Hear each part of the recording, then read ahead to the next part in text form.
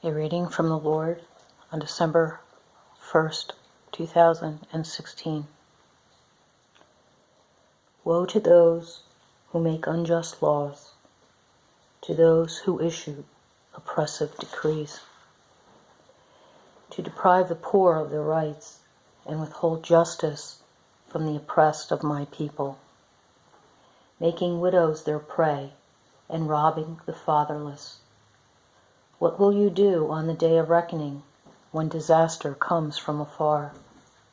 To whom will you run for help? Where will you leave your riches? Nothing will remain but to cringe among the captives or fall among the slain. Yet for all this his anger is not turned away, his hand is still upraised. Woe to the Assyrian, the rod of my anger, in whose hand is the club of my wrath. I send him against a godless nation. I dispatch him against a people who anger me, to seize loot and snatch plunder, and to trample them down like mud in the streets. But this is not what he intends. This is not what he has in mind. His purpose is to destroy, to put an end to many nations. Are not my commanders all kings, he says? Has not Calno fared like Carchemish?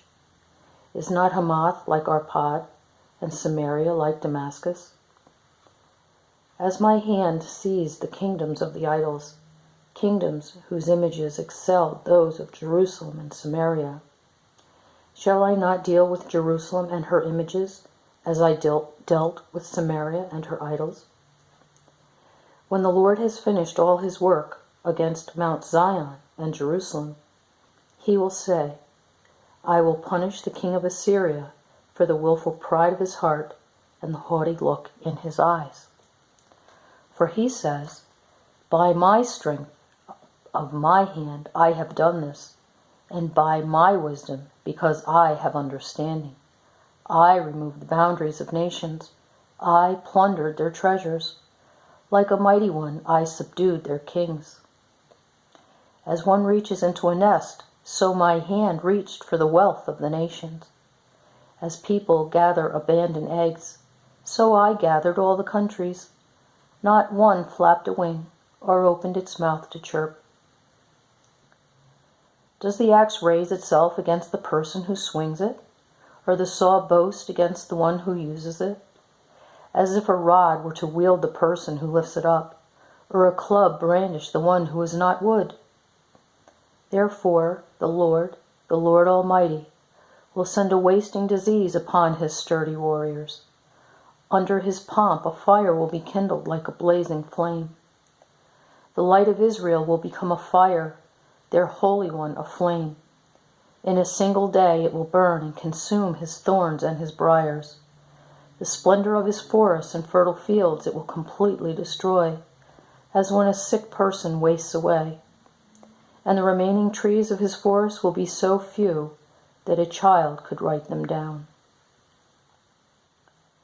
In that day, the remnant of Israel, the survivors of Jacob, will no longer rely on him who struck them down, but will truly rely on the Lord, the Holy One of Israel.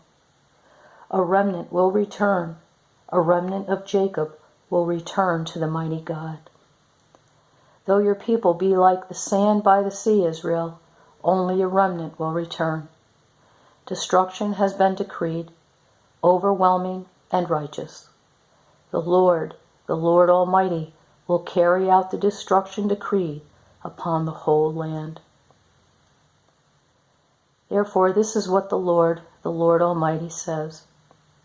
My people who live in Zion, do not be afraid of the Assyrians who beat you with a rod and lift up a club against you as Egypt did.